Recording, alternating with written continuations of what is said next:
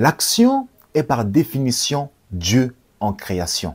Voilà pourquoi il est important d'agir. C'est bien de jeûner.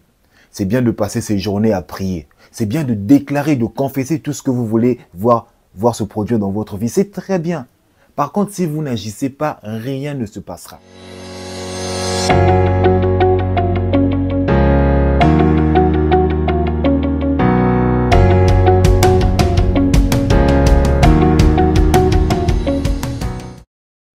Salut à tous et j'espère que vous allez merveilleusement bien, tout comme moi, ça ne change pas. Qui plus est, je me sens toujours aussi parfaitement divin et d'ailleurs vous devriez dire la même chose.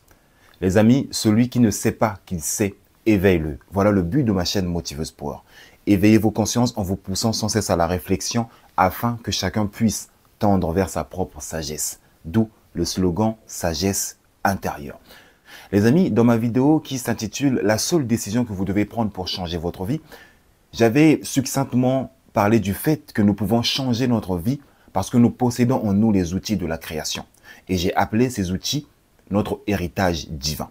Nous avons hérité du Créateur suprême les mêmes outils de la création que lui.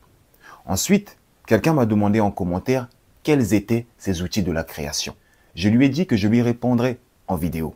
Et cette vidéo ne lui est pas destinée à elle seule, mais elle s'adresse aussi à toutes les personnes qui se posent la même question, à toutes les personnes qui aimeraient connaître les outils de la création que nous possédons, à toutes ces personnes qui aimeraient connaître notre héritage divin. Alors, si vous êtes prêts et prêtes à découvrir ces merveilleux outils que nous possédons pour créer notre vie ou pour changer notre vie, lâchez-moi un pouce bleu comme Dada et je vous dis c'est parti.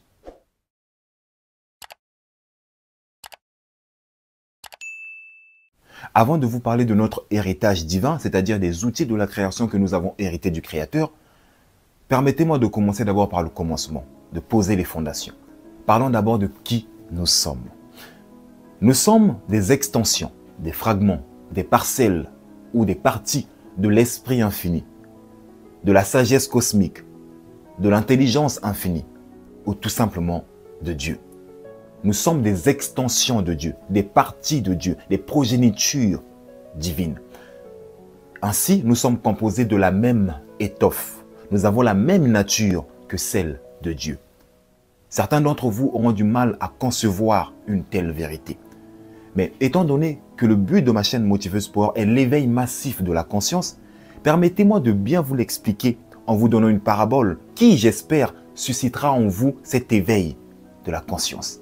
Imaginez-vous devant l'océan et vous tenez dans votre main un seau. Ensuite, vous puisez l'eau de l'océan. Alors, dites-moi, l'eau contenue dans le seau est-elle différente de l'eau de l'océan? L'eau que vous avez puisée dans l'océan et qui est dans votre seau est-elle différente de l'eau de l'océan? Prenez le temps d'y réfléchir et donnez-moi votre réponse en commentaire. Pour ma part, la réponse est non. Il n'existe aucune différence entre l'eau contenue dans le seau et l'eau de l'océan. Alors, dites-vous que Dieu est cet immense océan et vous êtes l'eau contenue dans le seau. En gros, vous êtes un seau de Dieu. D'accord? Étant donné que Dieu est tout simplement et terriblement le Créateur, il nous a fait à son image et à sa ressemblance. Cela veut donc dire que nous sommes nous aussi des créateurs. Nous possédons les mêmes caractéristiques que celles de Dieu. Si l'eau contenue dans le seau contient les mêmes caractéristiques que celles de l'océan, cela voudrait donc dire que nous possédons aussi les mêmes caractéristiques que Dieu, puisque nous venons de Dieu, puisque nous sommes des extensions, des fragments de cet immense océan qui est Dieu. N'est-ce pas? Maintenant, la véritable question est de savoir quels sont ces outils de la création que nous avons hérités du Créateur suprême. Et c'est de ça que nous allons parler dans les minutes qui vont suivre. Pour cela, j'aurai besoin de toute votre attention. Et par-dessus tout, ayez l'esprit ouvert. Car l'esprit est comme un parachute. Il fonctionne mieux lorsqu'il est ouvert. Soyez ouverts.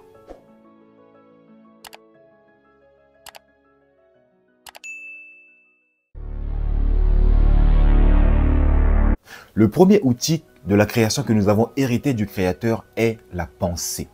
La pensée est la première étape de toute création. Toutes les choses matérielles que vous voyez autour de vous qui ont été créées par l'être humain comme des voitures, des vêtements, des chaussures et j'en passe. Sachez que toutes ces choses ont d'abord été pensées. Elles ont d'abord été pensées. Elles ont existé en pensée sous forme d'idées, d'images ou d'inspiration avant de se matérialiser. Et cette vidéo en est un parfait exemple. J'y ai d'abord pensé avant de la faire. J'ai eu l'intention de faire cette vidéo avant de la faire. Votre vie actuelle est le résultat de vos propres pensées. Vos conditions de vie actuelles résultent du mode de fonctionnement de vos pensées, de votre façon de penser. Maintenant, la question est de savoir si votre vie actuelle vous convient. Est-ce que les conditions ou les circonstances de votre vie actuelle vous conviennent? Certains d'entre vous me diront « Ah non, non, non, non, non, non. Ma vie actuelle ne résulte pas de mes pensées. Jamais j'aurais imaginé vivre une telle vie. Si j'avais vraiment le choix de créer ma vie, jamais j'aurais choisi une telle vie. Jamais j'aurais choisi de vivre de telles circonstances. Ah non, je ne suis pas le créateur de ma vie. Je suis navré de vous le dire, mais sachez que les circonstances ou les conditions de votre vie actuelle résultent de vos pensées. Arrêtez de vous déresponsabiliser. Arrêtez de rejeter la faute sur les autres, sur Dieu. Arrêtez. Vous devez plutôt prendre conscience de ceci. Nous créons de trois manières différentes. Premièrement, nous créons de façon consciente. C'est-à-dire que nous choisissons consciemment les pensées que nous voulons voir se produire dans notre réalité. Une telle personne est un créateur conscient de sa vie. Deuxièmement, nous créons d'une manière inconsciente. C'est-à-dire que nous laissons nos pensées non maîtrisées contrôler notre vie ou créer notre vie. Et troisièmement, nous créons par défaut. C'est-à-dire que nous laissons la conscience collective nous dominer et notre vie résulte de la conscience collective au lieu qu'elle soit le résultat de la conscience individuelle, au lieu qu'elle soit le résultat de notre propre conscience. Voilà les trois niveaux auxquels nous créons. Maintenant, la véritable question est de savoir de quelle manière créez-vous votre vie. Êtes-vous un créateur conscient? Êtes-vous un créateur inconscient? Ou créez-vous votre vie par défaut? Voilà les questions que vous devriez vous poser. Quel genre de créateur êtes-vous? Si votre vie actuelle ne vous convient pas, cela signifie que vous ne pensez pas de la bonne façon. Vous ne pensez pas vérité, c'est-à-dire vous ne choisissez pas consciemment ou délibérément les pensées que vous voulez voir se produire dans votre réalité. Maintenant, il est temps de prendre conscience du pouvoir de votre pensée. Il est temps de prendre conscience du pouvoir de votre pensée et de changer votre vie en utilisant consciemment votre esprit. Car, comme j'ai souvent l'habitude de le répéter ici et je ne le répéterai jamais assez, l'homme qui ne gouverne pas son esprit est semblable à une ville en ruine, une ville sans murailles. Il est primordial pour vous de contrôler votre esprit, car c'est en contrôlant votre esprit que vous parviendrez à contrôler vos pensées. C'est en contrôlant la machine de production de vos pensées qui est votre mental que vous parviendrez à contrôler vos pensées. C'est-à-dire à choisir les pensées que vous voulez voir se produire dans votre réalité. Et comme l'a dit Napoléon Hill, la nature a doté l'homme d'un pouvoir absolu sur une chose, la seule, son esprit. Autrement dit, vous avez le pouvoir de contrôler vos pensées. Vous avez le pouvoir de choisir les pensées que vous voulez voir se produire dans votre réalité. Afin de devenir un acteur ou un créateur conscient de votre propre vie.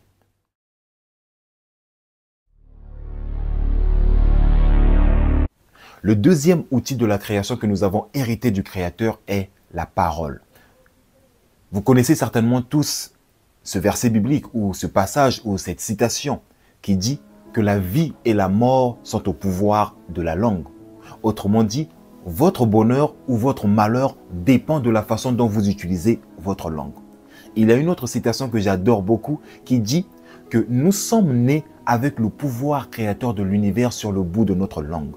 Nous sommes nés avec le pouvoir créateur de l'univers sur le bout de notre langue. C'est pour ainsi dire que nous avons un puissant outil de création qui est notre langue. Pour créer consciemment la vie que vous désirez, vous devez d'une, prendre conscience du pouvoir de votre parole. Et ensuite, vous devez tourner votre langue 7 fois avant de parler. À votre avis, pourquoi il nous est recommandé de tourner notre langue 7 fois avant de parler? On est tous d'accord que tourner sa langue 7 fois avant de parler ne veut pas dire « ça ne veut pas dire cela. Tourner sa langue 7 fois avant de parler signifie que nous devons d'abord réfléchir à ce que nous allons dire. Lorsque nous réfléchissons à ce que nous allons dire et que nous l'exprimons verbalement, notre parole devient réfléchie. Ainsi, notre création est consciente. Je vais le répéter. Lorsque nous réfléchissons d'abord à ce que nous allons dire et par la suite nous exprimons ce que nous avons réfléchi, notre création devient consciente. Vous savez pourquoi? Parce que la parole est une extension de la pensée. Je répète, votre parole est une extension de la pensée. Autrement dit, la parole, c'est la pensée exprimée. La parole, c'est la pensée exprimée. Voilà pourquoi il nous est recommandé de tourner notre langue 7 fois avant de parler. Par exemple, si vous désirez la santé parfaite, la joie, le bonheur, la prospérité ou encore l'abondance dans tous les domaines de votre vie, commencez par déclarer ces choses. Utilisez votre langue de façon consciente. Déclarez ce que vous voulez voir se produire dans votre réalité. Créez votre vie à partir de votre langue. Donc, si vous désirez la santé, la joie, le bonheur ou je ne sais quoi d'autre, commencez par déclarer ces choses. Déclarez, dites, je suis en parfaite santé. Je suis capable d'accomplir telle chose. Je suis beau ou je suis belle. Je suis fort, je suis forte. Je suis en parfaite santé.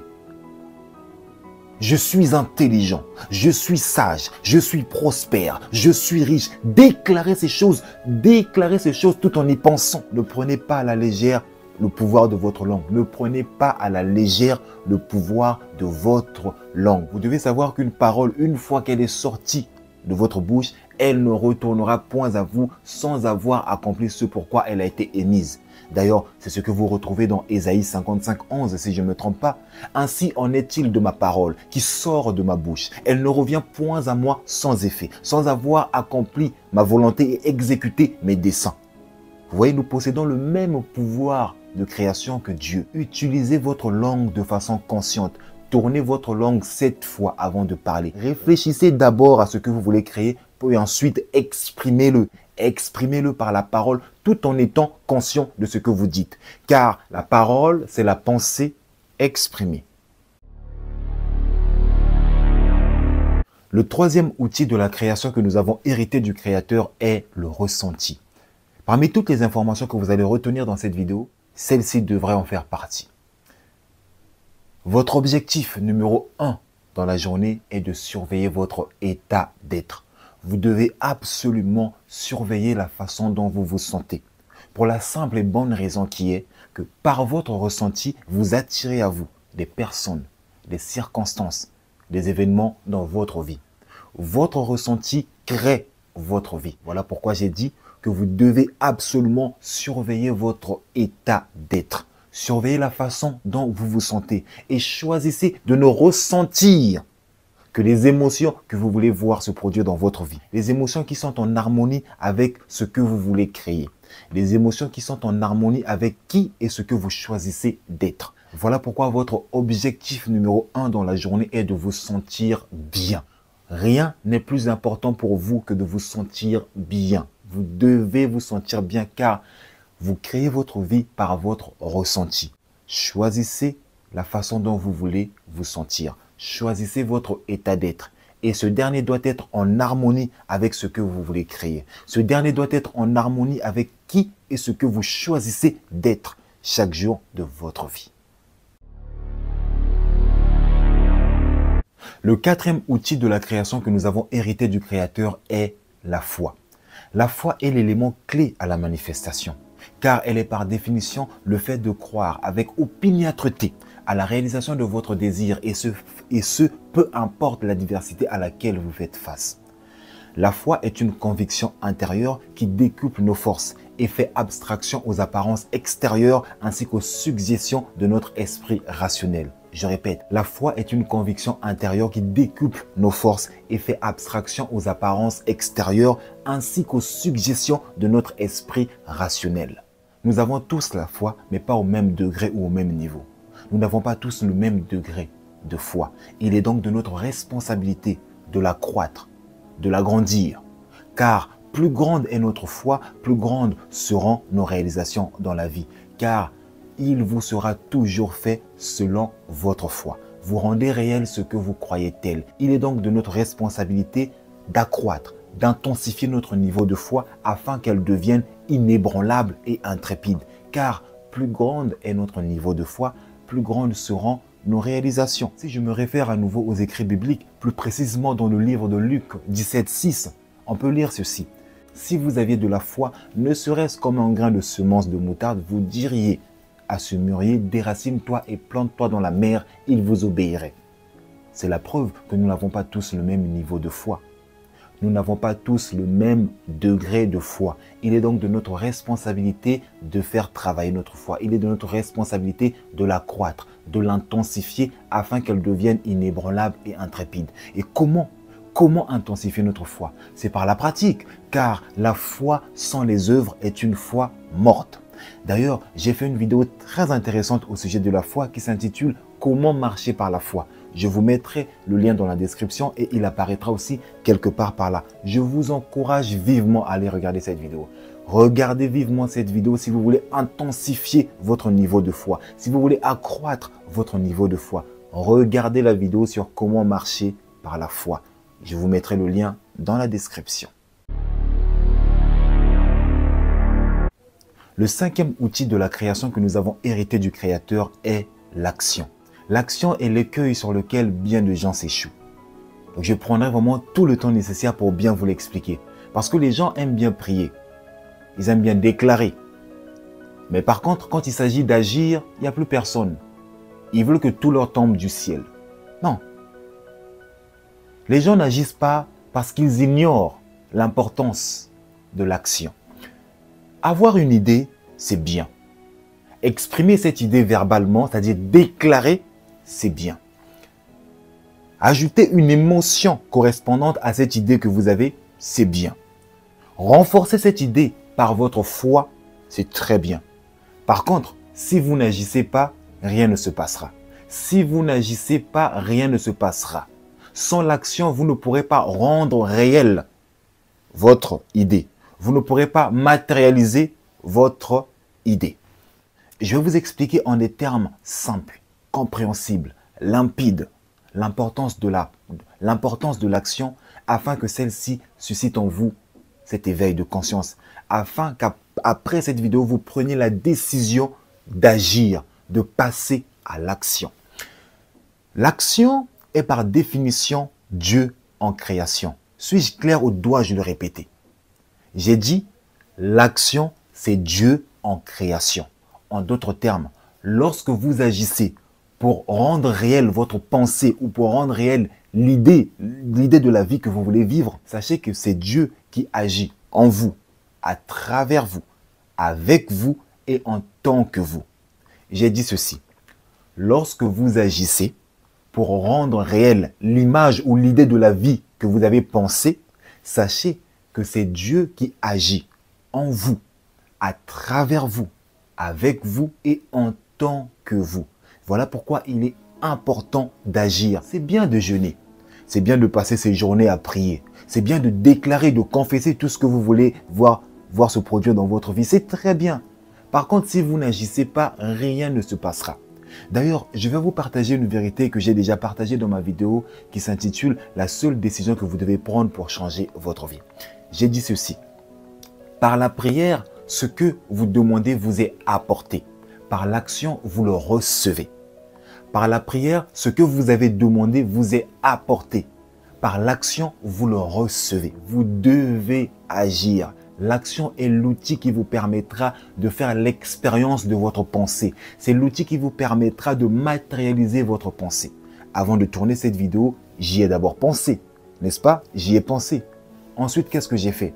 J'ai installé mon matériel, puis j'ai commencé à tourner. Je suis dans l'action là, au moment où je vous parle, je suis dans l'action. Après ce tournage, je vais monter la vidéo, puis ensuite la publier. C'est ainsi que j'aurai utilisé les 5 outils de la création en ma possession.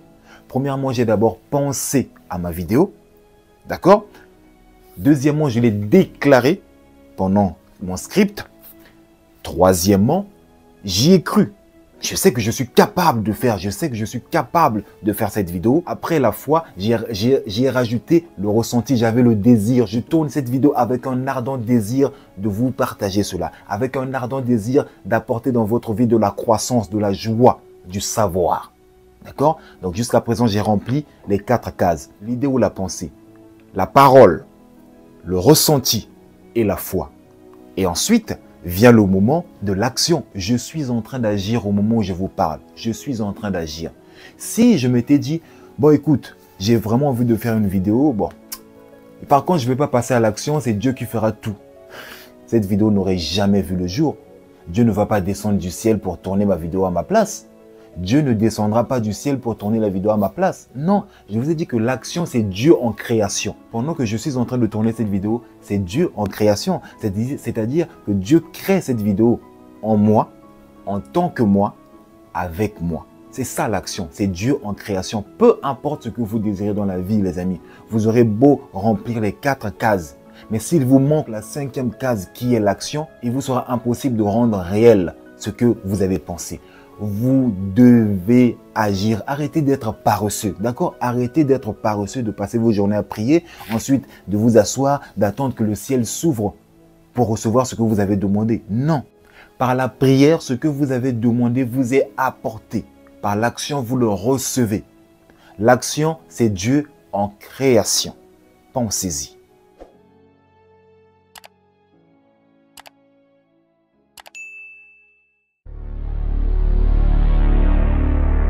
Là, les amis, je viens de vous parler en détail des outils de la création que nous avons hérités du Créateur. Je viens de vous expliquer en détail notre héritage divin. Maintenant, la véritable question est de savoir si vous allez utiliser ces outils de manière consciente pour créer votre vie ou si vous allez continuer à les utiliser de manière inconsciente ou par défaut. En tout cas, le choix vous revient. Choisissez la manière dont vous allez utiliser les outils de la création que vous avez hérités du Créateur. Partagez cette vidéo autour de vous afin qu'un grand nombre de personnes soient touchées. Le but de cette vidéo, c'est d'inciter les gens à devenir des créateurs conscients de leur vie. Prenez la décision de créer la vie que vous voulez. Et si vous voulez vivre la vie que vous désirez, vous devez commencer par utiliser les outils de la création qui sont en votre possession de manière consciente. Et retenez ceci, une vie vécue par choix est une vie d'action consciente. Par contre, une vie vécue au hasard est une vie de réaction inconsciente. Pensez-y. Et si cette vidéo vous a touché, ne la gardez pas pour vous-même. Ne soyez pas égoïste. Partagez-la tout autour de vous afin que votre entourage en bénéficie, afin qu'elle touche un grand nombre de personnes. Et pour cela, sachez que vous serez un canal. Et oui, un canal à partir duquel d'autres âmes vont découvrir ma chaîne Motiveuse Power. Je vous suis infiniment reconnaissant. D'ailleurs, si ce n'est pas encore fait, n'oubliez pas de vous abonner pour plus de contenu impactant, motivant, inspirant et qui vous aide à devenir qui et ce que vous choisissez d'être chaque jour de votre vie afin d'actualiser le meilleur de vous-même. Quant à moi, je vous dis à la prochaine vidéo et que Dieu vous bénisse. Ciao, ciao, ciao. N'oubliez pas, devenez des acteurs conscients de votre vie. Une vie vécue par choix est une vie d'action consciente. Par contre, une vie vécue au hasard est une vie de réaction inconsciente.